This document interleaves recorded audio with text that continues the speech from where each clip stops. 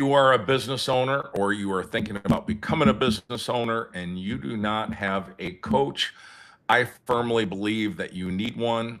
And I don't know how I would have grown my insurance agency and the multiple other businesses that I would have owned without a coach on the sideline that I can just share ideas with. But Tony's the best. So really, Tony's not with us today. He's traveling. Our guest today, I'm really excited. He's been on my calendar now, I believe, for 2 months. And I'm lucky to catch him because you'll hear in his story that he has been a busy guy. His name is Jeff Nance, and he is the owner of multiple locations of Whit's Frozen Custard. Jeff, welcome to the show. Thanks for having me. I've been looking forward to it. Oh man, this is going to be so much fun. Well, Jeff, I have a bio, but I just want to pick and choose some stuff from it. Number one, I Sure. see that you're a veteran. I appreciate your service. Tony and I were both veterans. I know that your brother Terry was a veteran. Yep. I think that that is meaningful, and I love to see veterans in the community, especially ones that are business owners, because Tony and I often talk about how small business really impacts the community, from employing people to what we're going to accomplish today here on the podcast. Not only are we going to tell your story, but we're going to get a chance to help some other business owners learn from some of the things that you've done right and some of the things that you've done wrong. Place where you bumped your head, you'll be able to help. Sure. You'll be able to help some folks. So anybody, really excited to have you on board, Jeff. Thank you. So you own multiple locations of Whit's Frozen Custard. You came recommended to me, although I knew you. I knew of your presence in the community. Marshall Leckman, the owner of Bill's Donuts, and at the end of this podcast, I'll do like I do every single week, and I'll ask you for businesses that you might refer to show up on the podcast. And Marshall said Sure. you. And as soon as he said you, I kind of did one of those things where you kind of hit your head and say, I can't believe that I didn't think of that. So I want to go back in time because you've been an entrepreneur. You're an entrepreneur now, but you've been an entrepreneur and you've been someone who has coached entrepreneurs. When you first sit down with an entrepreneur that has an idea that says, man, I think that I can improve the community. I think I can make a little bit of money at this right here. Jeff, what's one of the first pieces of advice that you give them? That it's hard. Oh my God. It just, one moment. I apologize. Can we pause for just 1 second? You're right. I can edit this out. Don't worry about it.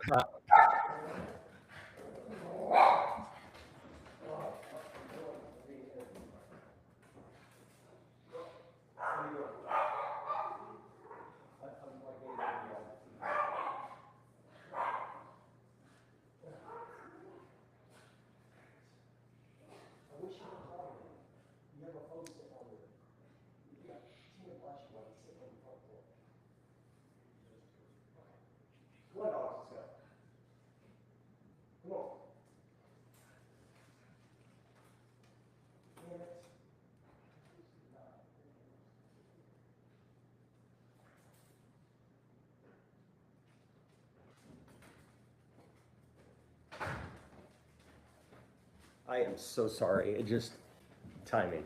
That's all Are right. we I kept it live? rolling live because I can edit that out. I have 2 dogs myself, so I know exactly. Let's get right back to where we left off.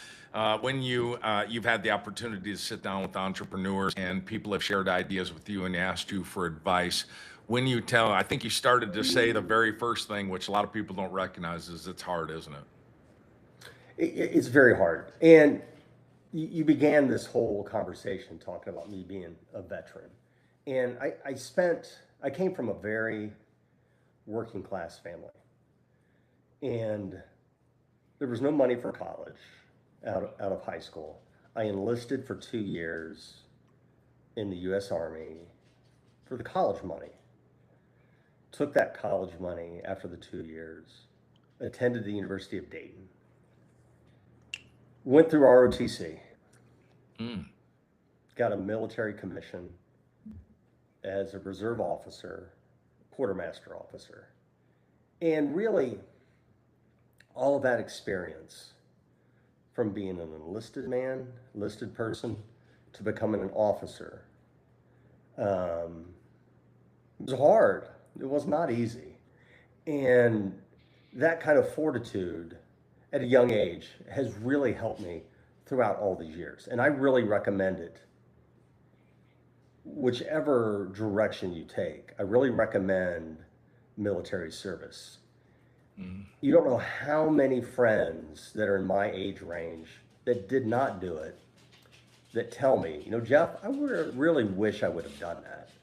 Mm. I went to Northmont High School, and it really wasn't at that time a path a lot of people took. A lot of folks went right on to college. But it's a path I had to take, and it's helped me in spades my entire life. And I'm a huge proponent of it. Going through ROTC and the leadership training was just fantastic. It really, really helps you plan. And you know what? It prepares you for those hard times. And there are lots of hard times. And so in terms of preparation, you know what? You got to get dirty and you got to understand it. And I've worked hard to understand starting businesses from the ground up, whatever it may be. And there's been a few situations. And then you just got to figure it out. And that's the thing. It kind of goes back to military training. You just got to figure it out. There's no script. And every day is different, and you just got to figure it out. So if someone's looking to start a business, you really have to think it through. You've got to, and you can't think it through from where you are. You have to think it through from what you want to do and whom do you want to sell to. Because most small businesses, you're selling something, a good or a service to someone. And you have to put yourself in their shoes. And this has to be something that they want to buy. And I've seen too many people with ideas that they really haven't thought it through, or they're going to go into businesses that are just so highly competitive with lots of competition. So my point is with all of this is that you have to think it through from front to back, bet on yourself, and then figure it out as you go.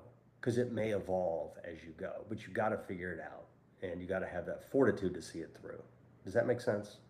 It makes a lot of sense. In fact, one of the common threads, we've done some 60 of these podcasts at this point, and I remember an early episode that we titled Young Guns because we had a bunch of young contractors that opted not to go to college, but they opted to learn a trade, and they started plumbing businesses, or they are going to inherit a plumbing business. They were landscaping contractors. My son is an automobile detailer.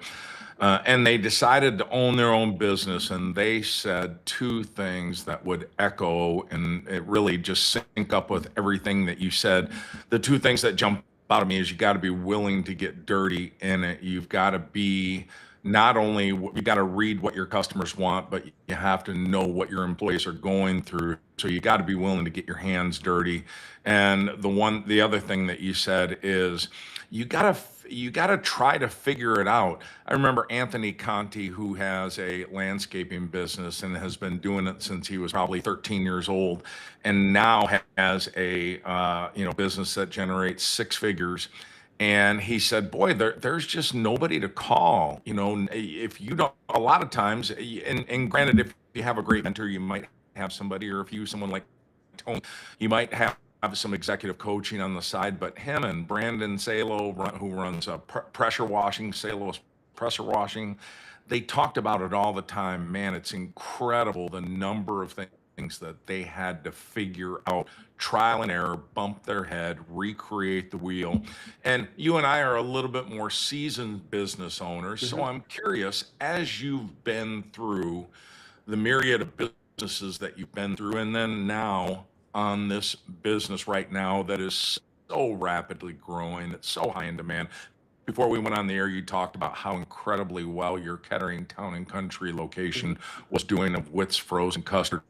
What are some places where you bumped your head and or had to figure something out that you might be able to pass on to someone? It can be in this current business or it can be in something else, but I always find that entrepreneurs, business owners, successful ones, they have a lesson to teach because it was a mistake that they made. What can you share with us?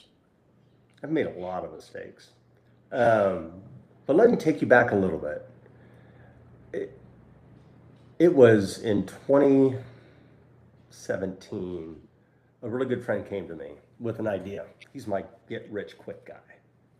And he wanted to eventually start an infusion pharmacy. Okay. And Mhm. I'm like, no, I don't want any part. I don't want any part of this. And he was so adamant about it. He had been in that space where he had worked within in the sales side of infusion pharmacy. Infusion pharmacy is where someone has a chronic illness and a pharmacy will fill the order and it's for in-home infusion where if someone say has Crohn's disease, they will potentially